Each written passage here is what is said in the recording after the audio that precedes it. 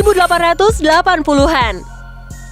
Jauh sebelum orang lain memikirkan sesuatu yang bisa membawa mereka ke tempat lain dengan lebih mudah, Leonardo da Vinci sudah membuat konsep mobil pada tahun 1478. Konsep ini belum menggunakan mesin dan masih berupa sketsa di atas kertas. Ratusan tahun kemudian, sebuah kendaraan bermesin mulai dibuat manusia.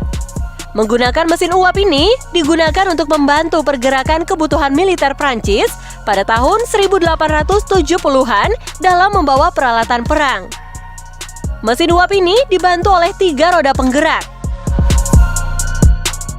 Kecepatannya saat itu diyakini sama dengan kecepatan manusia saat berjalan. Dekade 1880. Penemuan mesin diesel pada 1882 menjadi babak penting dalam sejarah mobil. Tepatnya pada Januari 1882, ketika sebuah mesin berbahan bakar solar mulai diperkenalkan dan kemudian banyak digunakan masyarakat. Setelah itu, barulah muncul kendaraan dengan mesin berbahan bakar bensin. Menggunakan 3 roda sebagai penggerak, kendaraan ini diciptakan oleh ahli mesin asal Jerman, Karl Benz, pada tahun 1885.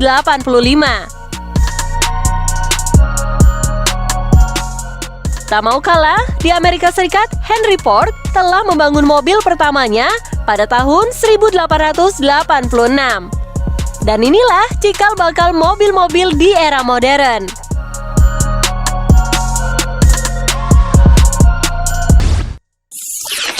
Dekade 1900. Di awal abad ke-20, mobil-mobil sederhana yang sudah diciptakan mulai mengalami evolusi. Saat pertama kali diperkenalkan, mobil saat itu belum menggunakan setir bulat seperti yang kita kenal saat ini. Sebelum 1900, setir mobil berbentuk setengah lingkaran saja. Bahkan, ada yang menggunakan semacam tongkat untuk menggerakkan roda depan ke kanan dan ke kiri. Setelah 1900, setir bulat mulai dipakai dan memang lebih memudahkan pergerakan mobil. Kecepatan mobil pun sudah mulai bertambah tinggi, bisa mencapai 15-20 km per jam. Sudah lebih cepat dibandingkan kecepatan orang berjalan kaki yang sekitar 6 km per jam. Dekade 1940. Di pertengahan abad 20 ini, kondisi dunia tengah dilanda peperangan. Industri otomotif pun terkena imbasnya. Mereka menjadi fokus untuk menciptakan kendaraan yang bisa bermanfaat di medan perang. Salah satu penemuan terpenting di dekade ini adalah kendaraan dengan penggerak 4 roda. Kendaraan ini sangat pas digunakan untuk medan perang yang punya kondisi tanah tidak rata. Dekade 1950. Setelah Perang Dunia selesai, pabrikan otomotif kembali bisa mengembangkan teknologi yang mereka miliki saat itu. Muncul mesin dengan teknologi injeksi pada Januari 1951. Mobil pertama yang menggunakan mesin injeksi ini adalah Godefroy Superior dan Goliath GP 700 E-Sport Coupe. Kedua mobil ini resmi dipasarkan ke masyarakat dan mendapat sambutan cukup positif. Dekade 1960. Sejarah mobil memasuki era yang lebih maju. Mobil sudah semakin memasyarakat dengan desain yang lebih kompak dan fungsional. Hal ini tidak lepas dari pengaruh kehadiran VW Beetle yang punya desain tidak biasa dan bisa dibilang sebagai mobil rakyat.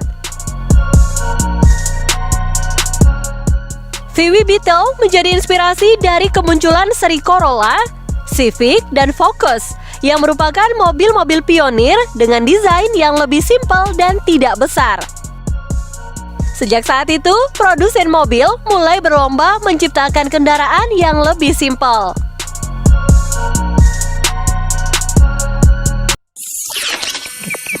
Dekade 1970. Sisi keamanan penumpang di kendaraan mulai diperkenalkan di dekade ini.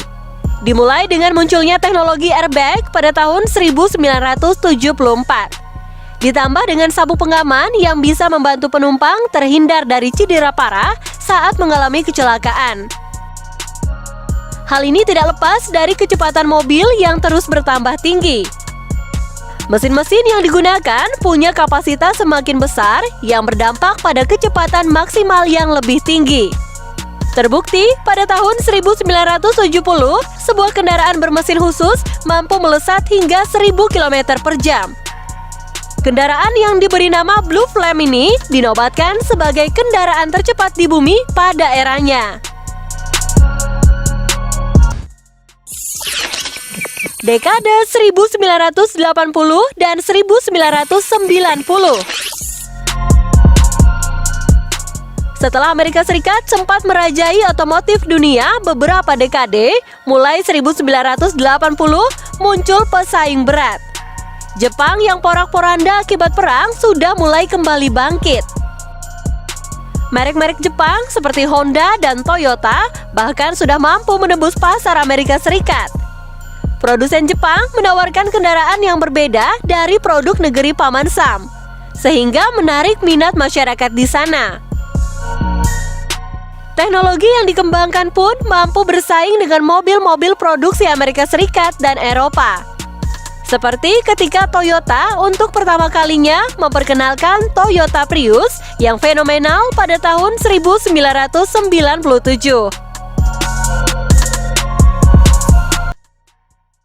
Dekade 2000.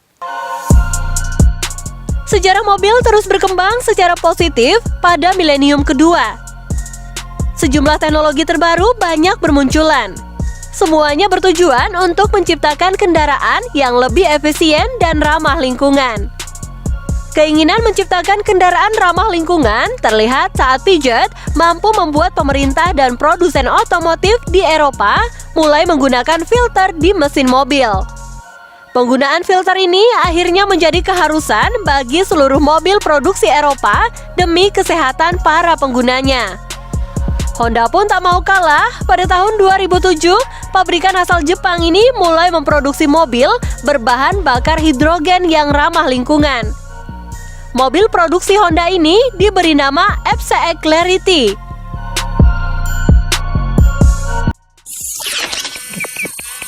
Masa depan. Mesin yang hemat bahan bakar dan ramah lingkungan menjadi fokus setiap pabrikan otomotif di dunia. Produsen juga menunjukkan keseriusan mereka terhadap dampak dari makin banyaknya CO2 di muka bumi. Seperti halnya perkembangan teknologi lain, mobil juga demikian. Tidak hanya dilengkapi dengan fitur keamanan dan desain bodi yang mewah, beberapa mobil pintar juga muncul dengan fitur-fitur keren yang membuat kita takjub, lebih praktis dan juga futuristik. Beberapa produsen mobil akan menerapkan beberapa fitur canggih, terbaru, dan yang belum pernah ada sebelumnya.